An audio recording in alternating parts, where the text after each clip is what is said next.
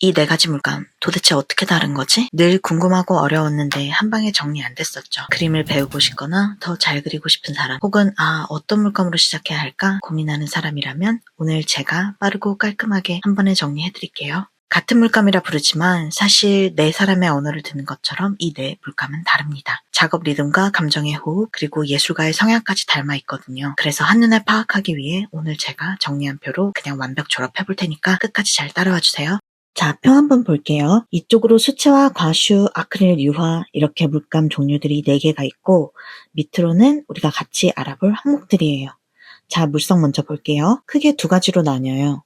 여기 왼쪽 3개, 수채화, 과슈, 아크릴 이렇게가 수성이에요. 물로 물감을 녹여서 작업할 수 있다는 거죠.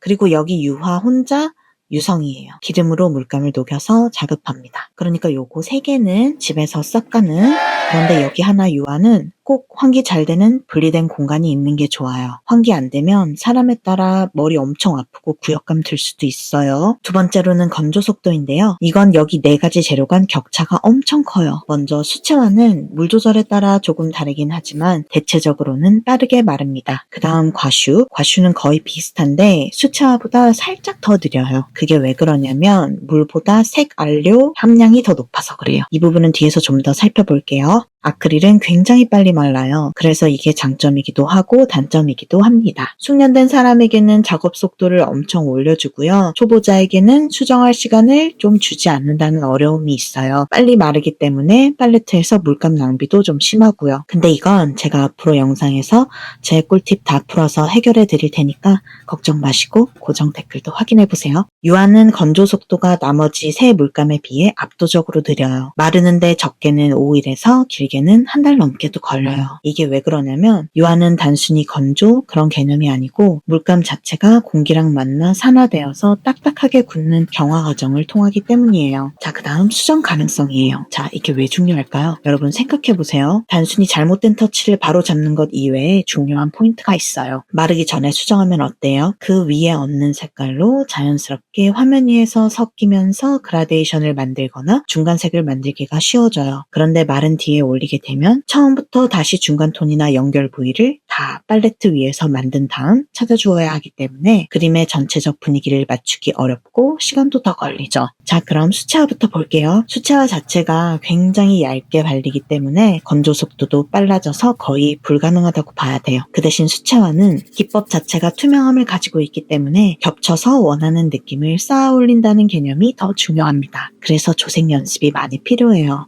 다음은 과슈입니다. 과슈는 마르는 속도가 수채화보다는 살짝 느리기 때문에 간단한 수정이나 추가 터치 정도는 가능합니다.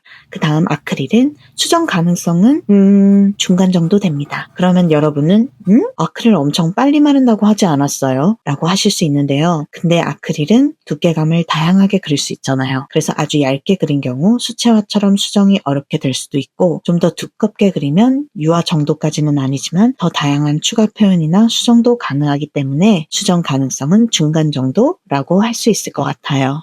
유화는 건조 속도가 아주 느려서 여러분이 원하는 모든 수정이 가능한 수준이라 보시면 되고요. 유화는 물성 자체가 밑에 발라놓은 색과 새로 올리려는 색이 아주 부드럽게 연결된다는 장점이 있어요. 그래서 명화들 보면 옷감 같은 부분이 정말 천처럼 리얼하죠. 그래서 유화는 색을 완벽히 섞어서 올리는 게 아니라 올린 상태에서 문지르면서 자연스럽게 중간 톤을 만들 수 있습니다. 만약 실수를 해도 이렇게 나이프나 붓, 천등으로 닦아내고 다시 그려도 될 만큼 시간 확보가 됩니다. 그 다음 질감인데요. 제 생각에 이 질감이 굉장히 중요한 요소예요. 투명도와 광택도 그리고 내구성을 합쳐서 이야기해 볼게요. 먼저 수채화. 수채화는 재료가 검 아라빅 바인더, 이거 나무 수액이에요. 이걸 안료에 섞고 보습제, 물 등을 섞어 만든 물감입니다. 빛 투과율이 높아서 맑은 이미지나 겹쳐서 올리는 표현을 하기 아주 좋습니다. 표면 질감은 매트한 맑음이고요. 주로 종이에 사용 가능합니다. 다만 내구성 면에서 빛에 매우 민감하기 때문에 바니쉬와 UV 액자 보관 등이 장기적으로는 필요해요. 아름답지만 연약한 재료입니다. 두 번째로 과슈는 수채화 물감과 거의 비슷하게 검 아라빅 베이스인데 수채화 물감보다 색 안료 비율이 훨씬 높습니다. 그래서 수채화보다 투명도는 낮지만 진하게 표현되죠. 그리고 추가적으로 들어있는 탄산칼슘이 아주 불투명한 마감 느낌을 만듭니다. 아주 매트해요. 이게 바로 디자이너들이 과슈에 아주 열광하는 이유기도 한데요. 그 이유가 사진 촬영할 때 반사도가 아예 없고 색 재현이 편리하기 때문에 그 플랫한 면, 명확한 엣지, 균일한 색면이 필요할 때 매우 탁월한 물감입니다. 하지만 젖은 상태보다 마른 뒤에 살짝 색의 톤이 변하는 경우가 있고 너무 두껍게 올렸을 경우는 표면 균열이 생기거나 분말 같은 것이 생길 수도 있어요. 조금 예민하죠? 그리고 완성 후에는 꼭 바니쉬 처리와 액자 보관이 필요합니다.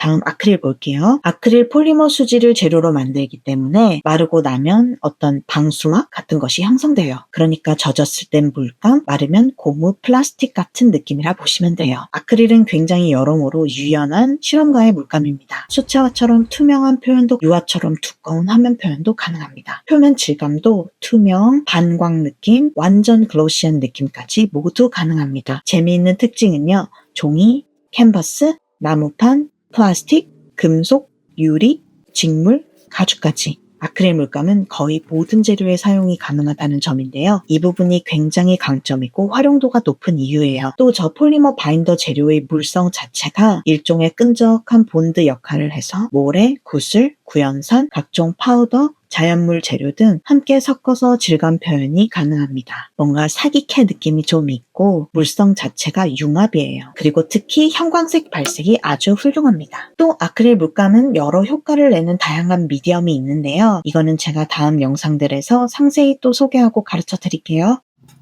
자, 마지막으로 유화는 아마인유, 양귀비유 등을 바인더로 해서 만들어진 물감이라 완벽 건조 후에는 내구성이 정말 견고하고 튼튼해요. 그동안 수백 년간은 명화 작품들을 많이 볼 수 있는 이유죠. 건조 후에는 중간 정도에서 고광택을 내는 표현이 만들어집니다. 이게 아크릴 광하고는 조금 다른 어떤 깊은 색감에서 우러나오는 그런 광이라고 표현할 수 있을 것 같아요. 그리고 유화는 캔버스에 주로 사용하는데요. 그 외에 코팅 처리가 된 목판, 종이, 금속 정도는 선택적으로 가능합니다. 그 다음 항목으로 비용 구조를 우리가 좀 파헤쳐 보면요. 제가 대략 이렇게 그래프로 그려봤는데 이게 물감 그 자체의 가격보다 그 부수적 유지 비용을 우리가 무시를 못해요. 그래서 이렇게 정리해보면 대략 이런 선을 그리면서 비용을 생각하시면 되는데 왼쪽부터 수채화, 과슈, 아크릴, 유화 순으로 유지 비용이 비싸져요. 수채화는 일단 물감의 제조 자체가 비교적 간단하고 또 굳힌 물감을 다시 녹여서 사용하는 방법을 쓰기 때문에 물감의 낭비가 거의 없다고 보시면 돼요. 밀폐 팔레트 같은 걸 구입해서 사용하면 수년간 쓰실 수 있습니다. 그리고 작업 후 물감이 묻은 채로 마른 붓이라도 다시 씻어서 사용하면 됩니다. 그래서 처음 재료를 잘 구비하시면 유지 비용도 거의 자주 들지 않습니다. 다만 수채화 전용지라는 고가의 종이값이 좀 들어가긴 하는데요. 재료와 보조 도구 유지로는 효율 최고입니다. 그 다음 과슈는 제조에서 수채화보다 안료 함량이 더 높아요. 그래서 기본 제작 단가가 조금 더 비쌉니다. 그런데 유지 비용은 수채화와 거의 동일하게 편리하면서 효율적인데 마감 바니쉬나 액자 등 관리비가 함께 조금 더 들 수 있습니다. 그 다음 아크릴은요. 물감 자체의 제조가 폴리머화라고 하는 과정이 조금 복잡해서 공정비가 높습니다. 그래서 비싼 아크릴 물감 브랜드들도 있지만 요즘은 다양한 저렴이 버전들도 나오고는 있죠. 근데 이 아크릴은 사실 본체보다 주변 유지비가 꽤 나가는 구조예요. 한번 굳으면 다시 돌려놓기 힘든 붓, 팔레트, 많은 종류의 미디엄들, 바니쉬, 건조 방지 미스트 등 본인의 기법에 따라 보조 도구들의 비용이 천차만별로 드는 옵션이에요. 이 가능성 때문에 유지 비용이 많이 듭니다. 마지막으로 유화는 일단 제조 단가 자체가 고가이고요. 제조 과정이 굉장히 길어요. 그래서 오일의 퀄리티나 브랜드의 기술 가치에 따라 물감 단가도 많이 높아집니다. 또 이 유화 물감을 사용하기 위해서는 환기가 잘 되는 별도의 공간이 필요해서 어찌 보면 이것도 큰 비용이죠. 그리고 보조용제 같은 것들을 계속 교체해야 해서 비용이 들고요. 건조 기간이 길기 때문에 그림들을 겹쳐놓거나 막 기대놓을 수가 없어요. 이게 다각도의 유지 비용 고려가 들어가는 게 유화라고 볼 수 있어요. 자, 그럼 어떤 작업을 하는데 이 4가지 물감이 적합할까? 이런 질문을 해볼 수 있겠는데요. 먼저 수채화는 종이나 스케치북에 하는 모든 종류의 드로잉, 풍경화, 정물, 감정일기, 색의 섬세하고 맑음, 투명도나 명도, 여백 등으로 감성을 표현하는 작업에 적합합니다. 그리고 과슈는 플랫하고 매트한 표면, 마스킹 작업, 정확한 경계를 만드는 다양한 디자인적 조형에 어울리고요. 유리 반사 없이 촬영, 스캔이 돼야 하는 것이 중요한 작업 또는 흑지나 색지 등 다양한 바탕색 위에서 밝은 색이 잘 살아있어야 하는 작업에 어울립니다. 아크릴은 다양한 표면에 표현해야 하는 작업, 특히 텍스처나 질감을 구현해야 하는 작업, 벽화, 인테리어, 오브제 페인팅, 실험적인 미디어 작업 등에 어울리고 진행이 빠른 그림,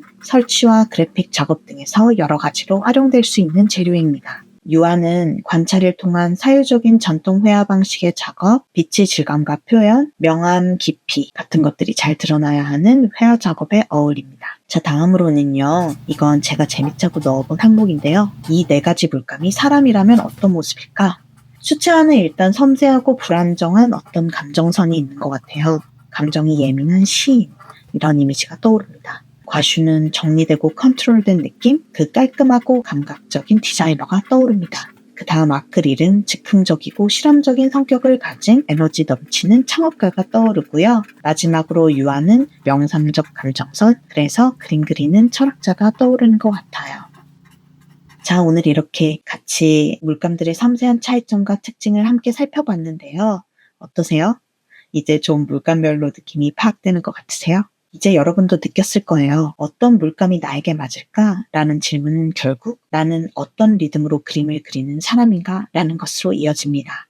여러분들에게 조금이나마 도움이 되었길 바라고요. 구독, 좋아요, 알림 설정 부탁드리고 우리는 다음 영상에서 만나요. 바이!